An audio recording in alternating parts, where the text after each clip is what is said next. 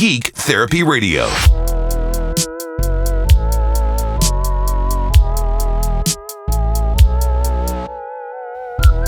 Welcome to the Geek Therapy Radio podcast. You've got your mental curator and... Big Jeremy Benson is back. I've got Jeremy, my good friend Jeremy Benson, in the studio. And as usual, when he comes busting in here, we get to talking about audio things. We talk about gaming and computers, but it's mostly having to do with audio things. And what were you asking me right when you walked in here? What kind of spurred this conversation? I was wondering if you had actually heard of these new barefoot monitors, and they seem to have piqued my interest lately because of all the things that they can do. And then it started making me relate on the current studio monitors that I have now. Right. And all of a sudden I'm starting to go, man, I'm getting really tempted to buy these barefoot monitors. So what is the selling point? I don't want to call it the gimmick. What is the let's just call it. What's one of the gimmicks of these monitors? So I know that the Barefoots, they not only have a massive amount of power. Mm-hmm. They're three-way speakers instead of the current speakers that I have now are the Yamaha, the HS80Ms with the subwoofer attached. Yeah. These Barefoots they're three-way speakers. The subs are built in. They're pretty tiny. And they also have like this DSP built into them. Right. And now you've got this little switch that sits on your tabletop. As you switch through them, not only can you hear them sounding like Barefoot speakers, then you switch to the next one and they can be like the mix cubes, which you might hear like in a shopping mall, sort of like a mono system. The Orotones from the 70s. And then you also have the other setup, which they're trying to mimic, the Yamaha NS10Ms, which are more mid-rangey. So you've got three sets of mixing options to hear your mix in, and the monitors at the same time are in the perfect mixing position. Right. Compared to whenever other monitors, if you've got three sets of monitors in your studio, not all of them are in that pristine spot for you to mix from. Right. And so how can you really relate your mixes to three different sets of speakers when they're all in different spots?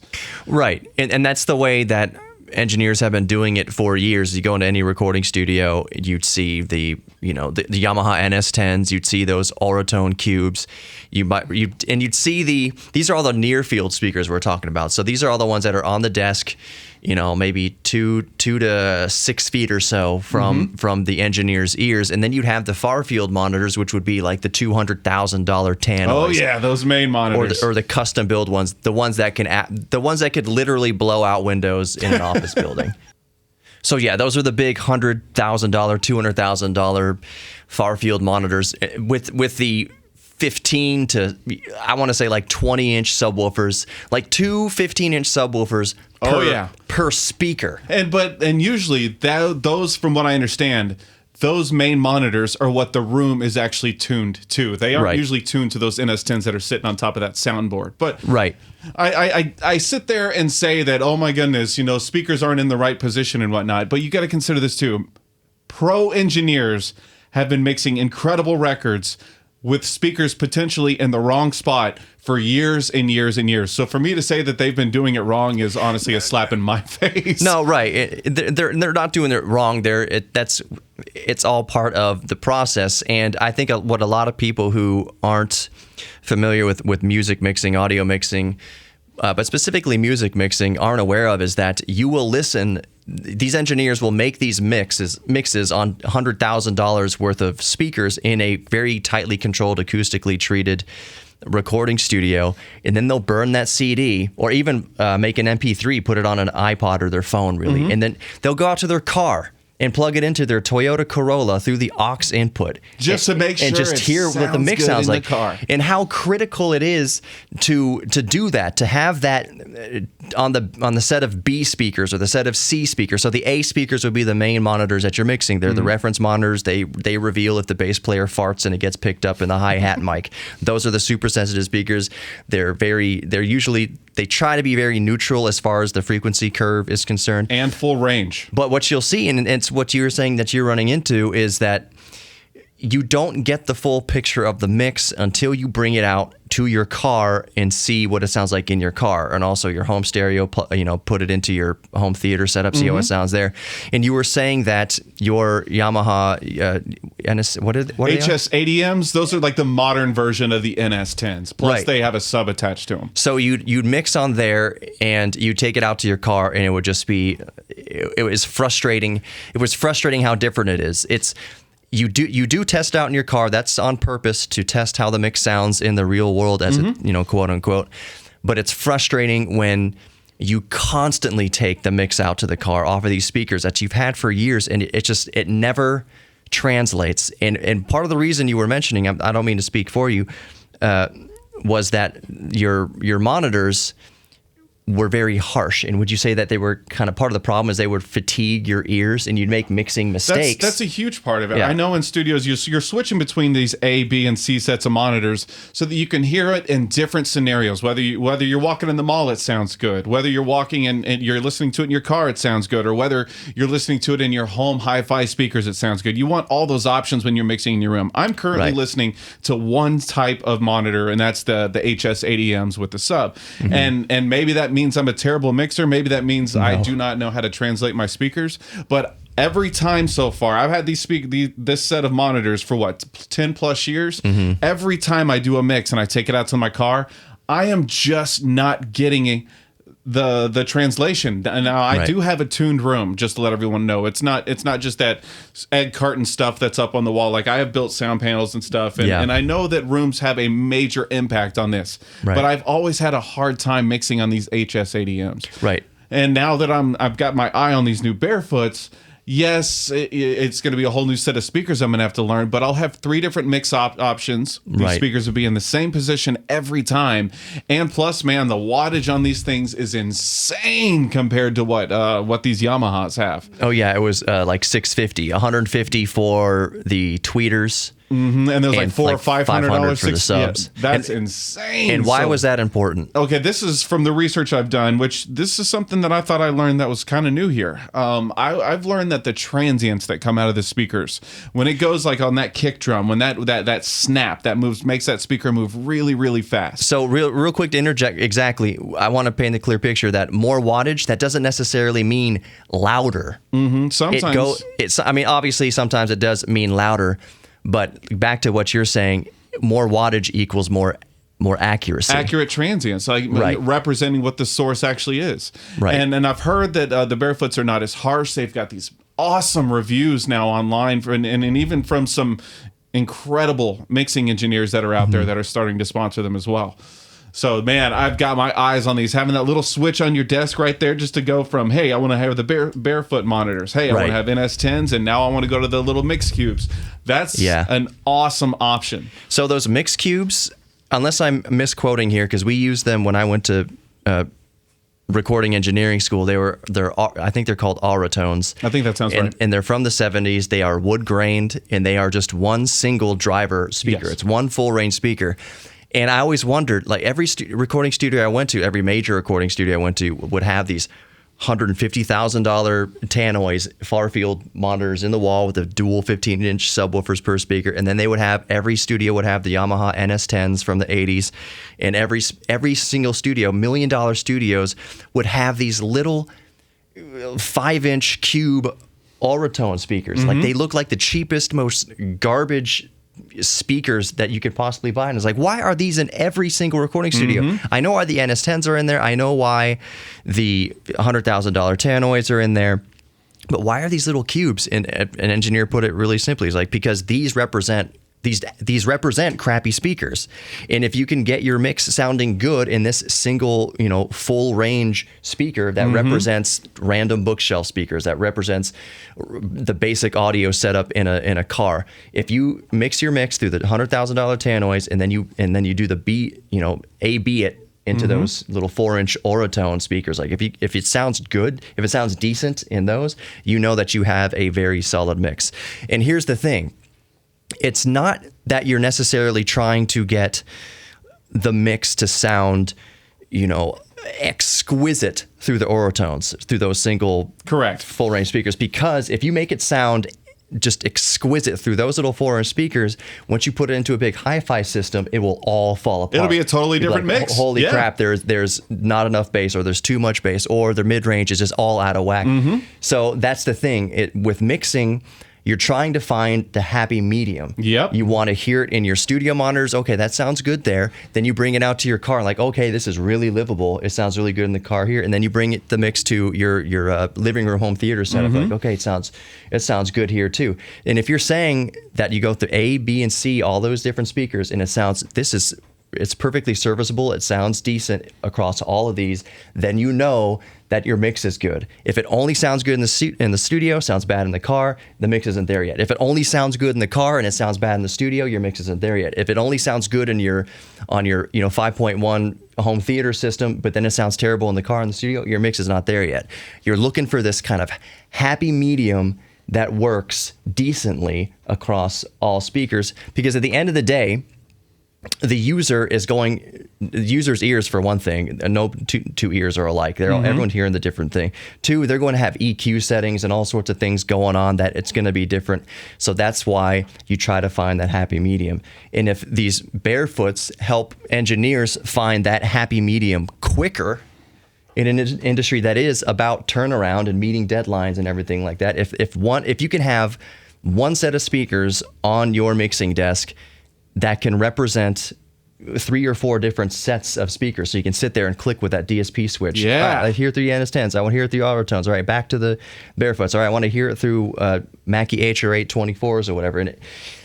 So I was telling you before you were recording, anytime I hear the word DSP or psychoacoustics, it immediately, ding. Yeah, me too. It's a little red flag. Like, okay, when you're talking about that, it seems kind of gimmicky. But then I was thinking, you know what? It doesn't have to be like you switch that switch on the Barefoots to Yamaha NS10s. As long as it's even, 95% as accurate, like you stack them up to real NS10s and these Barefoots emulating NS10s. If it's close, like if it's really, really close, that's great. That's worth it. That means you're all the closer to hearing a true mix on NS10s.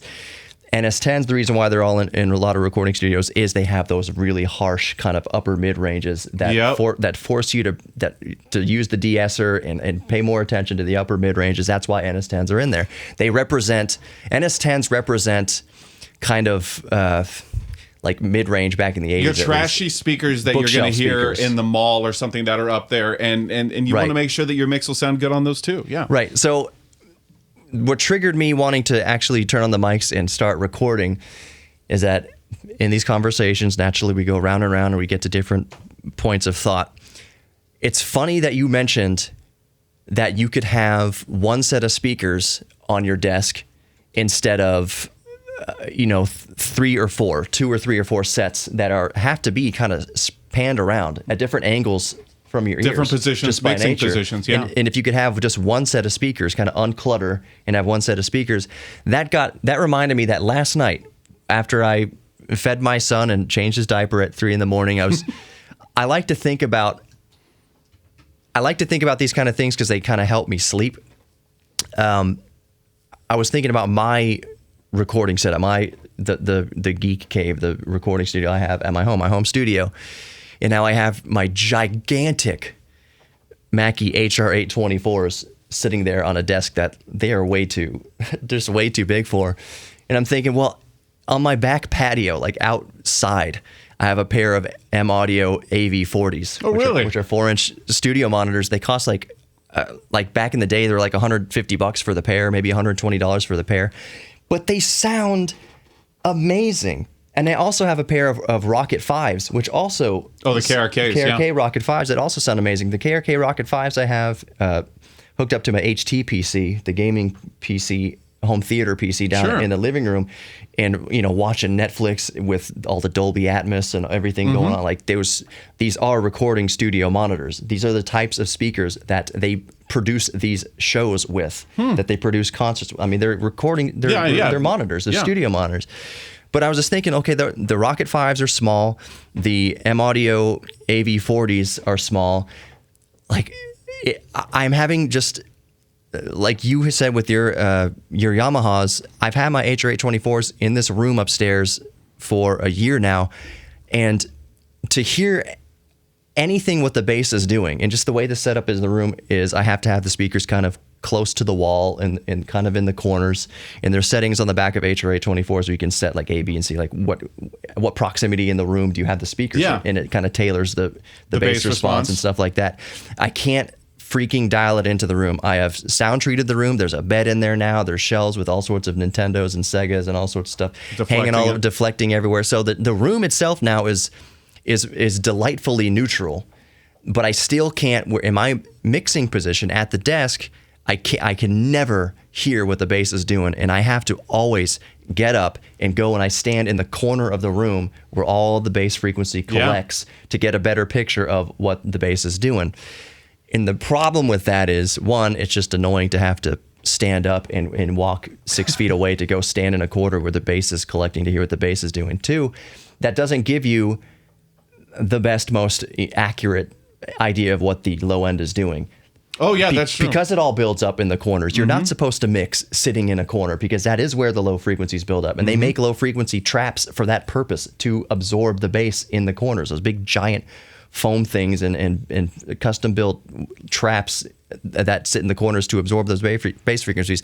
So I'm just saying, when you were mentioning the Barefoots and trimming down and just having a couple of relatively small speakers on your mixing desk that have dual subwoofers on each side of the speaker, it's like, man, it kind of like me thinking last night, I want to downsize. What if I do put even those AV40s on the mixing desk, those $120 M-Audio AV40s? What if I just use those for my mixes? Or what if I, one size bigger, the KRK Rocket 5s? What if I move those upstairs on the desk instead of these big, gigantic 8-inch subwoofer Mackie HR824s, which it's not giving me, well, in my setup, it's not giving me the most accurate. How big is your Geek Cave? I think the room is 10 by 12. Then I think what they say for rooms like that, you want to go with a 5-inch speaker or something smaller, because those rooms aren't even designed to handle that much bass coming out of those 8s, like especially your Mackies that you have right now. That might be a really smart move. And the cool thing about the Rocket 5s is that, I mean, these are 10-year-old Rocket 5s, if not 15-year-old Rocket 5s. They still sound great. But you'll notice on the smaller near-field monitors that the bass ports are on the bottom. They're front firing bass ports. So they don't have to reflect off the back walls. Right. So they know that they're going to be in smaller rooms where where the mixing position needs to have all the bass information happening, because you can't really move around in a smaller room. So you get a much more accurate kind of representation of the bass. And here's the thing. People think, a pair of 5-inch studio monitors, that's not going to have enough bass. No. It might have too much. It might have too much bass, because you got to think about it. That's 5 inches per speaker. Add them up. That's a 10-inch woofer, basically, what you got going in the room. And you'll see that those even 5-inch KRK Rocket 5s can reproduce bass frequencies all the way down to like 37 hertz, which is what the Mackies claim that which they can do also. But since the bass is happening, it's being focused to where you're sitting rather than the Mackies, which have the bass port on the back firing out into the room to fill the room with bass. It's kind of like the way sound bounces and travels off of things, even in a treated room. It's like a mirror. You think about it, light reflecting and stuff like that. And you have a flashlight. It could be amplifying it. You could have it going, bouncing back to the same mirror twice, and that's what kind of happens in the corners of the room with the bass. It's all kind of reflected, and it all kind of winds up in the corner there. But you have the front firing bass ports of these smaller near field monitors. You're getting first dibs on the bass. Yeah. Before less reflections goes out to the room. So, man, I'm thinking of going home tonight, maybe putting those, and this is going to be so overkill, but I love it. Putting the HR824s, the 8-inch monitors, in the living room, because it's a much bigger room that can handle those bass frequencies. Much bigger room. And even those Rocket 5s in that room, like if I'll say, Alexa, play Alter Bridge or something like that, and I'll turn I have my Mackie Big Knob in my that's your controller for your living room? Everything. So I'll put the Mackie Big Knob up to like half, and it's going through the Rocket HR824. It's just the Mackie KRK Rocket 5s, which are 150 watt monitors or something like that. Okay. Dude, in the kitchen, it's rattling the windows. And that's all to my point. People think 5-inch monitors, well, that's not going to do anything. Holy crap. These are studio monitors. These are not little 5-inch speakers that go in the door of your car. These aren't little 5-inch speakers that they shake the walls, huh? They shake the walls. They go down. They go down. If you take a sine wave generator, an oscillator, and put it down to 35 hertz, and you stand in the middle of the room, your chest is thumping. Like it's not painful, but you feel it. And I have a test for you. How's it coming out of the small speakers? I have a test for you. This is exactly what I would do if I were you. I've got this one of those things that actually one of those mics that are designed to test the frequencies in your room all of the fall off and all of the stuff that's happening with all of the reflections and if you need more traps, more or not. I want to loan you this mic and I want you to test it with your Mackies in your room now and to test it to see how flat your room is and to see what all those bass frequencies are doing. Yeah. And then to replace it with those KRKs and to see if all of a sudden it gets way better and you might start getting better mixes because you have a flatter room. That is brilliant. I can't believe I haven't thought to do that because we've talked about it. And we've talked with you about it. I was like, yeah, do the measurements like where you're sitting, where you're mixing. I have not done that in that room yet. I have not done it in that room and yet. You can actually see if those Mackies are hurting you or if they're helping you or if moving the KRKs in there is a huge improvement or maybe we're totally wrong here. Maybe that room does need those Mackies because I don't think those have ports in them. The Mackies don't have ports. Do they not? I think they're on the back. I want to say I saw that big metal piece on the back, so maybe I'm wrong. But who knows? I mean, I need to double check that, but I want to say that it's reflexed out through the back. Okay, because I know my Yamahas are reflexed out the back, and the way that my room's set up, it's not right for it. But man, that'd be an awesome test for your room. I'm trying to talk myself into replacing the Mackies in that room on purpose, anyways, because they are so huge and unwieldy. Like I have to adjust my seating position because I have that big 70-inch TV that I use as my computer monitor, and it's for everything. Like you can lay back on the bed and watch Netflix on it, but I can also sit there just like, oh my gosh, I can see every detail of my, the faders and plugins and going on and stuff like that. But the Mackies take up so much real estate on that desk that I'm thinking I might want to put the much smaller KRK, the 5-inch monitors on there so that I can maybe put like a 27-inch, like 4K PC monitor. Have the big 70-inch monitor be like the dual screen. Have whatever going on up there, like have Netflix going on up there or whatever. It's not the most comfortable thing in the world to be mixing and have your, leaning back looking at it's sitting in the front of a movie theater, the very, very front sometimes. That's exactly what it feels like. I'm like one row back from in IMAX, just like, which is really cool. And then I have these gigantic 8-inch Mackies right there. It's claustrophobic. Like how could you possibly, my ears are like 2.5 feet away from these Mackies, which it's not designed. That's not right. It's too close. So every time, like I said, I got to go way back to hear what's happening with the bass. So I'm probably going to go home tonight and replace and bring those KRKs. The AB40s, they sound really good for what they are. They are amazing, and they're kind of perfect. It's so kind of sucky and maybe elitist to say. Like these are designed to be reference grade studio monitors for people on a budget, like bedroom mixers and stuff like that. And I'm just sitting here using them on the back patio, like plugged into an Alexa. Which sounds awesome. For everyone out there, man, I guarantee you, it's just the way of the world.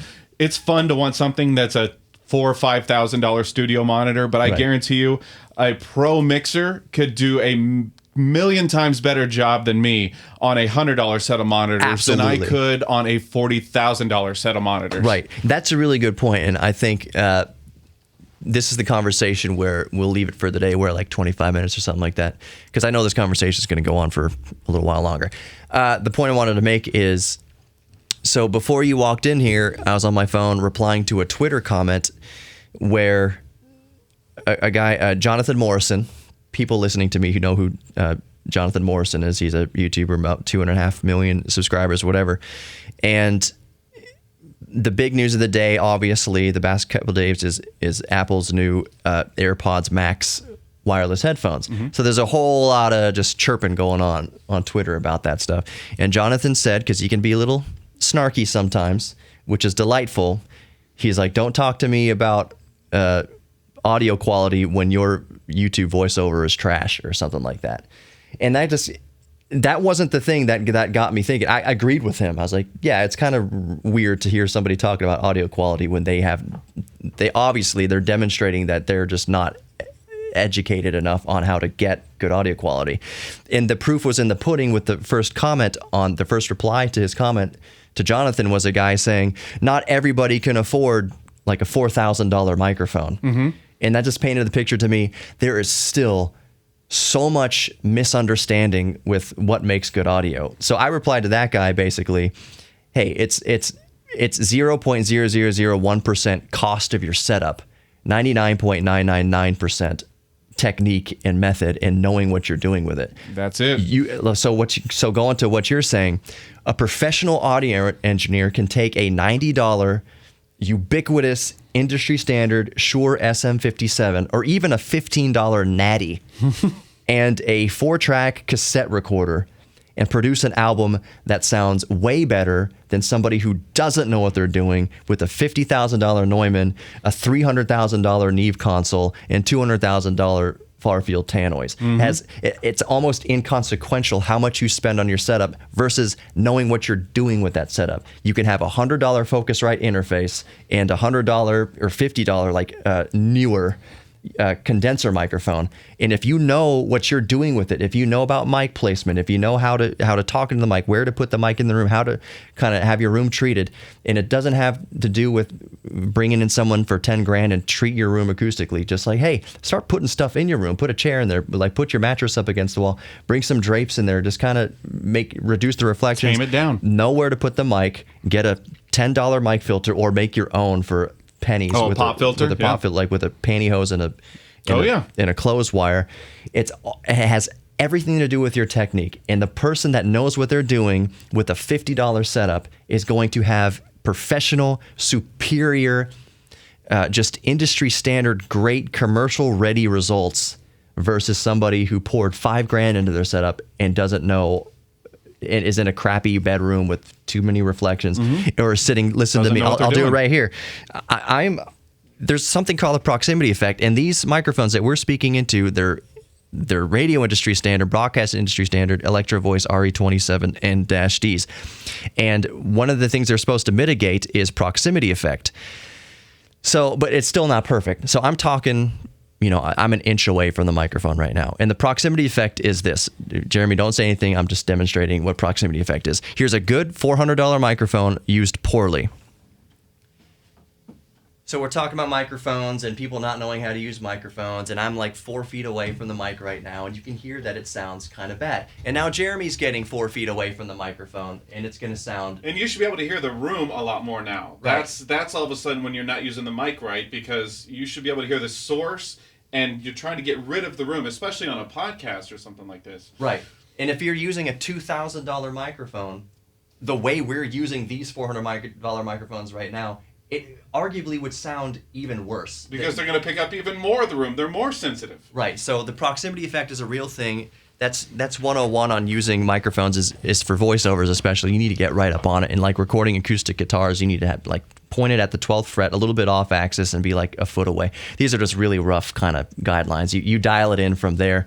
But that's the point I'm making. It doesn't matter how expensive your stuff is. If you don't know what you're doing with it, if you don't know how to use it, you got to use it right. It's all pointless. You can do way more with $100 knowing what you're doing than $5,000 having no clue of what you're doing. And I just wish it's wishful thinking for me to hope that more people recognize this and for their own benefit, because I don't want people to be downtrodden or not try to do something creative because they think the barrier between them being creative is money. No, go study the technique, go research it and have fun doing it and get passionate about it. Right. And then go look at something else in other people's reviews and look how people talk on microphones on YouTube. Right. They're really trying to use the equipment the right way. There's plenty of tutorials. I did a video a few months ago. It didn't get much traction because whatever. I'm not a very big channel. But it was basically that the best YouTube camera is your microphone. that if you don't know what you're doing with your audio, you can have a really good microphone, but no one's going to care. No one's going to watch. People are going to downvote. It's going to hit the algorithm negatively because the audio is bad. You can have the best camera in the world. You can have a $50,000 Red Dragon, whatever, 8K, 12K monitor. But if your audio is garbage, and you can have a $5,000 microphone. So if you have a $60,000 audio video setup for content creation on YouTube, at least, or Twitch or whatever, if you don't know what you're doing with it, what you're saying, the content you're creating is almost ineffectual. It doesn't matter because they don't know how to use the equipment. You don't know you're doing it. So that's what I'm saying. If somebody listening to this in their mind is thinking the barrier between them being creative or not is money, it's not. It's knowing what you're doing, and that kind of translates to more aspects of life too. But it's more fun art. To want the expensive stuff. It's more fun. I know. And so the flip side of that conversation, the flip side of that idea is, so you get to a point where, and I have to play devil's advocate with this because you are 100% true. Drooling over the $5,000 Are you not Gibson. passionate about a $4,000 microphone? Are you not passionate about like some Neve board that got saved from Sound City by Dave Grohl? I mean, don't you go, man, if I could only have that, that would be so cool.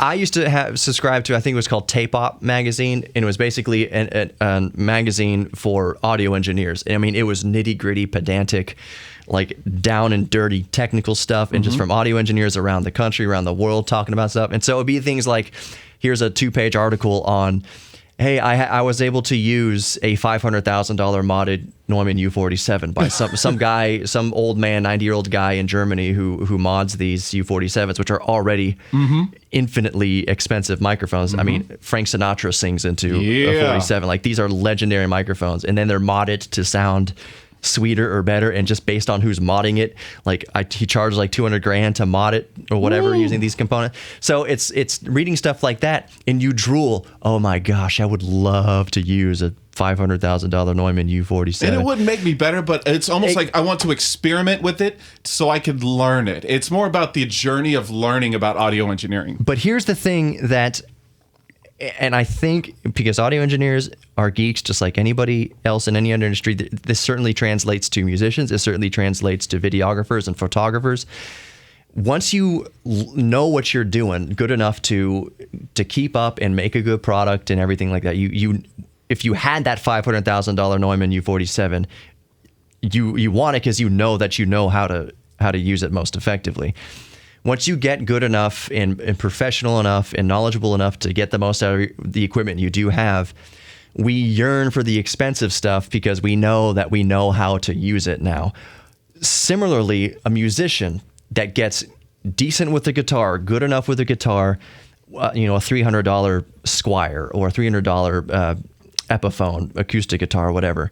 Yes, we do tear out the page of the magazine or print out the internet article about like I want a $5,000 Gibson Hummingbird now. Like, I would love to have like a vintage $8,000. That's your dream guitar right now? Yeah. I mean, I would say I would have to actually, I was using the Hummingbird as an example. I've got the Epiphone Hummingbird, which sounds amazing, but we yearn for these $5,000 instruments. And on the one hand, you think $5,000, a $5,000 Hummingbird versus a $300 Epiphone Hummingbird, the difference is a few percent. Like, it's only a few percent difference in how it sounds between a $300 and $5,000. It's that return on investment, it dwindles the more expensive you get. But it has to be said that there is something inspiring about if you actually got a $5,000 Hummingbird. It could be is it the mental factor? A priceless jump in inspiration. Like, maybe getting that $5,000 Hummingbird, it's not going to make you a better guitar player, but you have an instrument now that inspires you. And that inspiration could be worth hundreds of thousands of dollars. So it's one thing to want and yearn and say, oh, how great would it be to have a $5,000 guitar when you're a beginner and there's no use for it. It's another thing, and maybe it's just us convincing ourselves. It's another thing to get good, and once you got good, want the $5,000 guitar because it will inspire you to create. Now, it would become a problem if you got this $5,000 guitar, you made that investment, and then it just hangs on your wall the exact same as a $300 hummingbird. But it looks pretty. And I can't really speak because car people, like classic car owners, it's the same thing. You don't really drive that old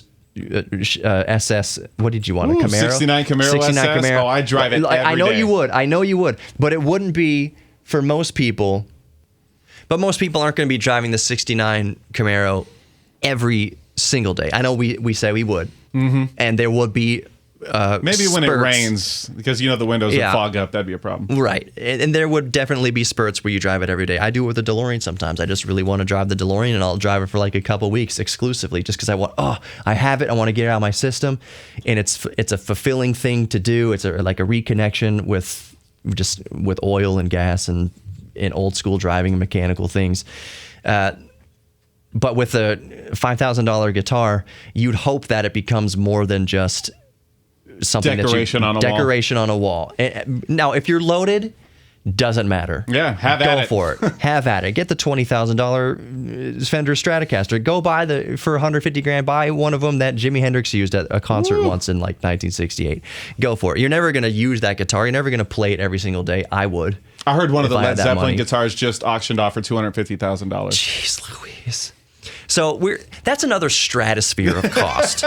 When we're talking a couple grand, that's still a dream, but it's kind of theoretically within reach of, even though it'll put you in the poorhouse or you may not be able to pay your bills. Theoretically, you could get a $2,000 like American-made Fender Stratocaster. And what I'm saying is if you do that, if you save up your money, you make up a separate bank account called the Guitar Fund, and you're good enough at the guitar where you can justify the purchase of a $2,000 American-made Fender Stratocaster, and then you get that Fender Stratocaster for $2,000, and you start just instruments have a way of inspiring. So you start playing it every day. You play it every day, get better, and you start like your writing gets better. You're recording more. You have more output because this expensive instrument is creating something that creative spark. It's something really special now, and that way it's justifiable to get that thing. Agree or disagree? Sometimes people say the more expensive equipment, especially if you get more educated, helps you get there faster. And maybe it depends on the equipment, but like, let's say you buy a $100 compressor made by Behringer or another brand, but then there is this expensive compressor made by Fairchild, a $9,000 compressor with all the tubes and everything. Right. Some people say, I know sometimes you're looking for a certain sound out of a compressor, but some people say that the more expensive equipment helps you get there faster to the result you've been aiming for. It depends. That's a dangerous thing to agree with. Because I would technically 100% agree with that. The danger in saying that, though, is it might further, promote this idea that if you don't have this $9,000 compressor, you can't be creative, you can't make a good product. But if it goes back to the conversation. If that $9,000 Avalon Mic Pre compressor or whatever, Fairchild, makes you a better mixer, like if it does make your mix better, then I'm all for that. The thing, though, is like it depends. It always depends, and that's why it's fun to have these conversations. So let's say you bought that $9,000 Fairchild. You have made your album or your song. You've put it out there. It sounds great. Nobody listening on Spotify or anywhere, like even if they're listening to a FLAC or lossless audio, whatever, like you'd have to tell them. You'd have to tell the average person, I used a Fairchild compressor on this vocal take. Sad but true. And they'll be like... That's sad but true. They'll be like, what's a Fairchild? They won't get... You'll know, okay, $9,000 there. That was a good investment for me. I got the result I wanted. This is a piece of gear that I'm going to be using for years and years and years, decades. It's an heirloom thing. I might give it to my kids one day or leave it to a friend or something like that. But the product you put out, like if I'm using a $9,000 Fairchild compressor on a YouTube video, but if it helps, no one's gonna know or care. Get to the sound you wanted in the mix to make it sound perfect, to make that album sound perfect. I don't think the people care that there's a Fairchild in the album. I think they care that the album sounds perfect. And if it helped you make a perfect album, but again, it'd be dangerous. You're like, somebody's like, well, how'd you make it sound so perfect? Oh, dude, that was a $9,000 Fairchild. There it is. And then you just like you watch their dreams just like crumble. But I'm also saying that the amateur it's not going to be the perfect reach for an amateur because they're not going to know really why, how, or whatever to use it. But if it knows that pro that knows his gear, if does the more expensive gear help a experienced mixing engineer get there faster? Right. Some people say that cost that return on investment. If that piece of gear helps the engineer get that extra 1%. I agree. So the Epiphone, that's 99% as good as the Gibson Hummingbird. If buying that $5,000 Gibson Hummingbird brings you that extra 1 to 3%, sound quality as a professional, then I'd say it's worth it if you can hump it, if you can spend the money on it.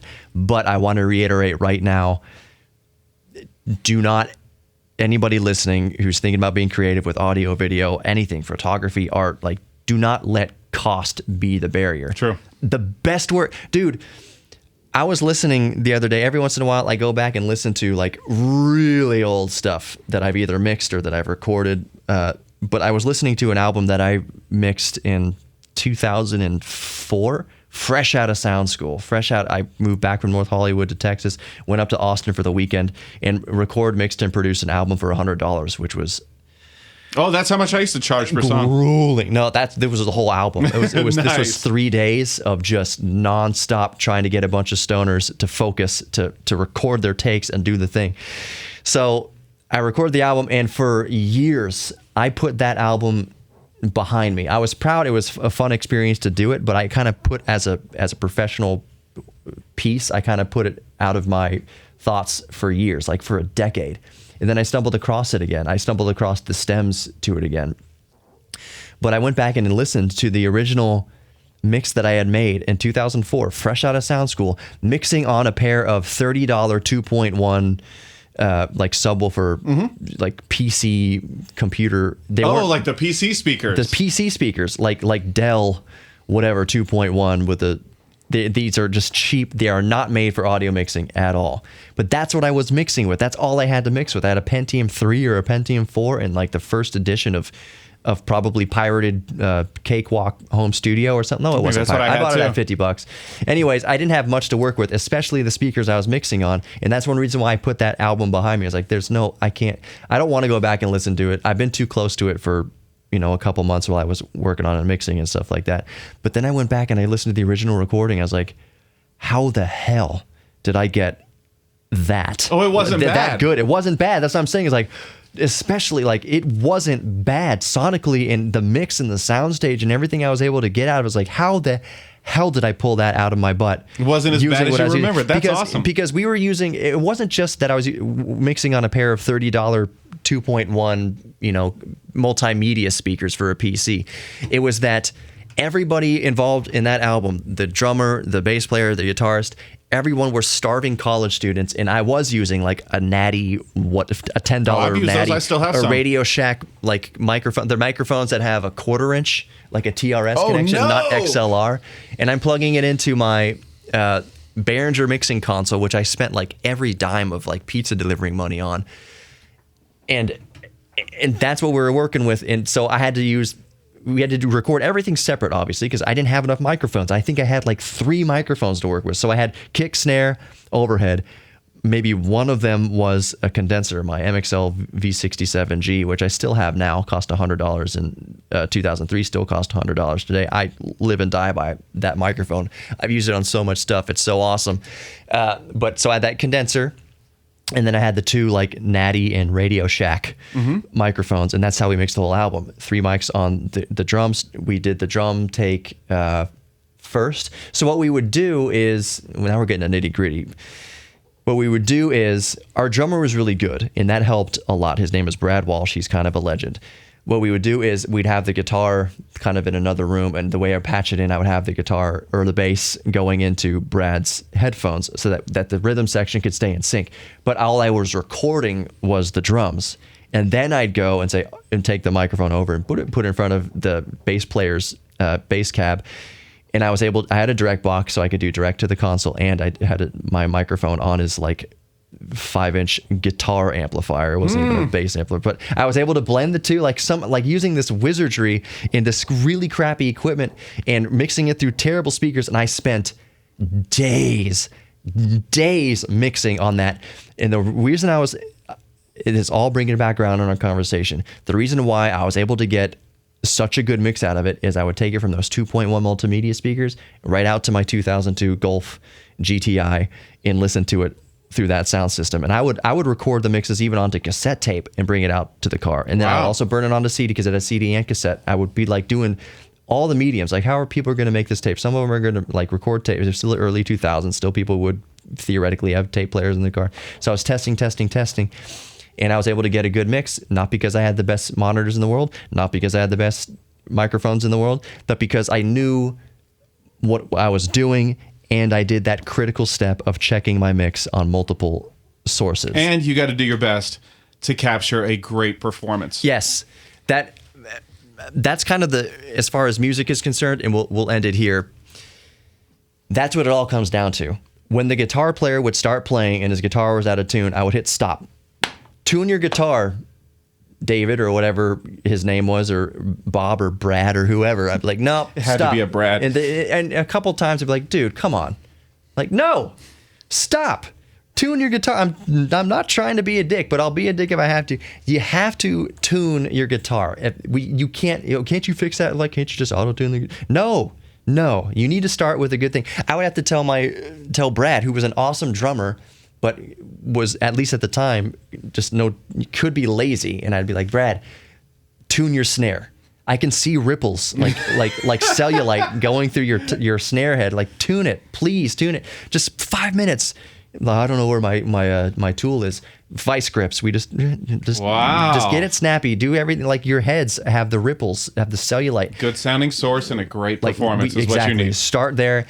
And if the bass player flubbed something, let's start over. Let's do 10 takes on the bass, and we can break it up into chunks, into sections. We just want to make sure that we get as good a take as we can from each musician. We want to make sure we're getting the most that we can out of the equipment that we have, the $10 Radio Shack microphone, the $100 condenser mic. The $100 condenser mic is what we use for all the vocals, obviously. The condenser, I also used it. I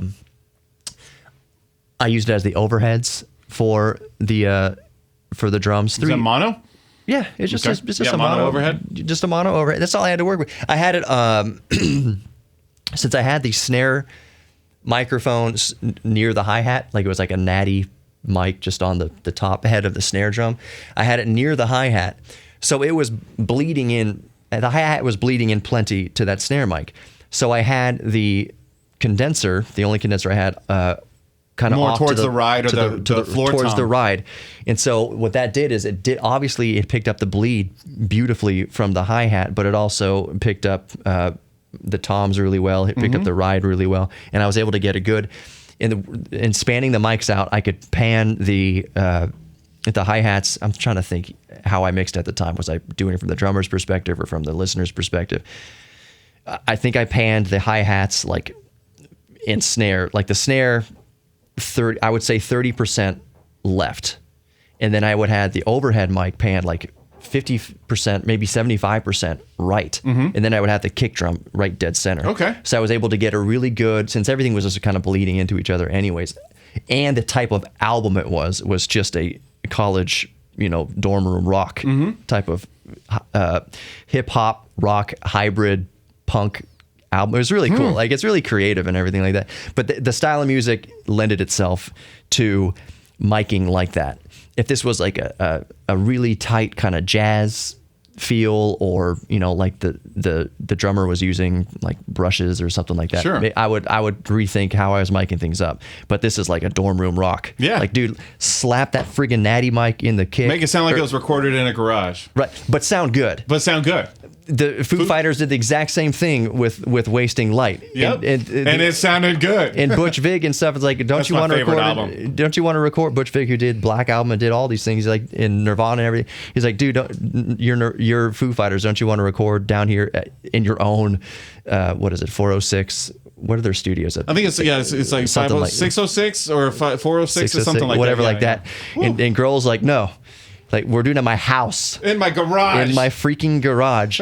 And they treated the garage. It's one of my favorite albums, not just because the songs are great, but the documentary. The documentary is great, but I knew from the very birth of the idea of that album how it was going to be recorded. 1 inch, 16 track analog tape. He's putting Taylor Hawkins in his freaking garage with his daughter's like Power Wheels like lined up against the walls, like the toys and like the weed whacker over there. He's like, so we're gonna treat the garage. Butch Vig was like, dude, okay, you can't just be playing the drums with a steel door and the drywall. We have to do something so that we can salvage something from. And Dave goes, like, yeah, I completely understand. So they put some traps up here and there, but you can hear the garage, you can hear the room, you can hear the garage in that album, and it works for that album because of how high energy that album is, how it was recorded. It all worked. The guitars, he had his Vox, I think his AC-15, just like right next to the console, just up in the same room. Taylor would be downstairs drumming away, go patching through the patch bay headphones, everything like that. Listen to Taylor, he's up, and Dave Grohl's in the room. They're doing their vocal takes, and in Dave Grohl's house, like above the garage, which is where the control room was, it's like these French doors. It's just glass doors. Like they might be double paned. I don't know. I would imagine that Dave Grohl probably would, but it's just like these normal wood grain doors that Dave Grohl's just running like a headphone cable underneath and a mic cable underneath, and he's just sitting there on this area rug. It makes it feel like that's how we do it. Exactly. And that's exactly my point, which is how I loved it. Like, yes, Dave Grohl was using incredible equipment, 1 inch tape machine, but it was still tape, and it was still limited by 16 tracks, and it was still recording in a garage. It was in his house, but they were using that equipment to the absolute most effective. There's a track on there. I didn't mean to go so long on this, but this is what we do. There's a track on White Limo. Right? Yeah, I know that one. Yeah. And I was so worried about that track because that album went straight to vinyl. It was mastered analog. It was recorded analog, mastered analog, which means that the vinyl release was going to be pure, untouched, no digital, nothing. A pure copy of the actual analog recording. It was 16 track tape down to the 2 inch tape, or the 2-track tape, and then pressed to vinyl. It was pure. If you're hearing Taylor Hawkins' drum hit, that is the same exact unmolested drum hit digitally. It was not chopped up digitally at all. It's just, that's the same hit that he did in the room. It's so cool to think about that. But I was worried with White Limo, because if you listen to White Limo, it is by far the most brashy song on the album. And I was like, oh, dude, that is limited so hard. That's like brick wall limited. Like it is crushed to 0 dB. How is that going to translate on the record? How is that, and is that going to make all the nuanced kind of analog recording idea moot? Like, is that just going to destroy the whole point? You can make a brick walled song on digital easily. That's just what it is. The loudness will make it super loud. It's like, well, you're doing all this analog stuff. It's me pressed to vinyl. How does that song fit in with it? But they did it. And it's just like, it matters, like your intent behind it, and how they record it, and your technique in recording it matters to the mood of the song, the effect of the song. You will not, I just want to wrap up by saying this point. You're not going to record a song like White Limo the same way you're going to record a Michael Jackson pop song. True. And you're not going to record it the same way you're going to record a 100-piece orchestra, or a light jazz album, or like a singer, like an acoustic album. Like Johnny Cash hurt. Yeah. That brashness of White Limo, how crushing it was, how compressed it was. Oh yeah. How much the limiter was applied to it. That was the last instrument on the song. That technique of how it was recorded and mastered was the last creative instrument. Just as important as what snarehead Taylor Hawkins used was how the mastering engineer mastered that track. It's all creative, and at the end of the day, it doesn't matter the equipment you have, as long as you use it effectively. If you use it artistically, you're going to have a great time. If you learn it the most you can, you're going to have a much better time. It's a struggle to learn it, but the joy of learning things, that you have these eureka moments. Oh, I learned something new. Oh, I finally understand what the threshold means on a compressor. And it feels so good when you learn those things. It's a breakthrough. It's eureka. It's like, how come my stuff doesn't sound as good as the commercial stuff, and then you had these little eureka moments. Oh yeah, and you'll be surprised at like it's basic stuff. It all looks like Chinese when you're looking at a plugin, a compressor plugin at first, but once you learn that one plugin, it's rewarding. The 3 or 4 basic elements of what compression is, you can use any compression plugin. You can use any hardware compressor. You can use anything. You can apply that knowledge to everything around the world. You can apply that knowledge to a $50 Behringer compressor in the $9,000 Fairchild. There it is. It all depends on your know-how and your technique and what you've learned. Anyways, we talked for an hour about... Thanks, Jeremy. You have to break this up. Nah, these poor people. I need to I need to put the iHeart makes us put the commercials in here, which I don't see a dime of. It's weird, but I need for podcasts over 30 minutes, we have to put a commercial in. And it bugs me so much because I don't like to break up what we're talking about to put the commercial in. You know what? I'm going to put the commercial in right here at about 55 minutes. So here's the commercial. I don't necessarily endorse what you're listening to, but here it is. And that was the commercial. Good job. You did a great job on that. I had to put it somewhere. Thank you so much for listening. You are worthy of love. I end every podcast the same way. You need to know that you are worthy of love and you're worthy of your own self-respect. And I think a great way to realize that is by learning a new craft. Spend some time with that compressing plugin. Spend some time with that $15 microphone. Get good at microphone placement. Shove that mattress up against your wall and realize that, hey, your room is serviceable for doing voiceovers on YouTube or Twitch streaming or whatever you want to do. That as we learn and we have these eureka moments, you realize it builds your self-respect and you realize that you are valuable and you are worth something and you are capable of doing great things. So always remember that. Jeremy, is there anything you want to plug? Do you want to like set up a PayPal where people can send you money for my ever changing gear lust for my new barefoot monitors that I want? Right. No, it's always a blast hanging out, man. I can't wait to hang out next time. Cool. On the way out here for bump music, I'm actually going to play one of the songs off of that album that I mixed in 2004. It's not me singing. It's not me. I was just the engineer, mixer, mastering engineer, recordist. I produced this entire album. And while it's not the Beatles' White Album, it's not Metallica's Black Album, it's not anything revolutionary, I'm still just amazed at what I was able to do with like 3 microphones and just a little bit of know-how and those 2.1 multimedia speakers. So anyways, here's that song.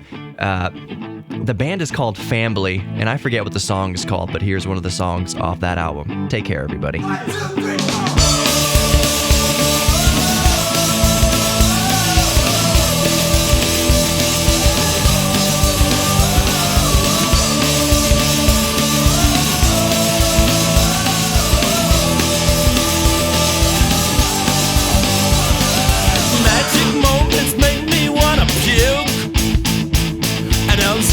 Tragic times when I do that too. It's like life is supposed to be this model kid. And I've had it up to here because I don't think I'll fit. Oh,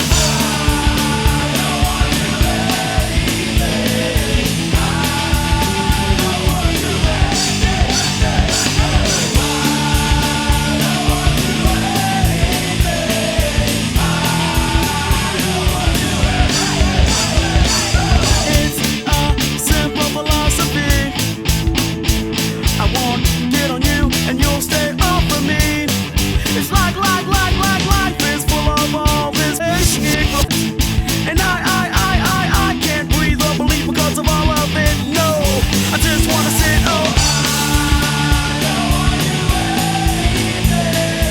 I don't want you anything. I don't want you anything. I don't want you anything. All this apathy is wrong, and I've been lying with myself for too long. Maybe life would just work out if I just worked at it, but then I think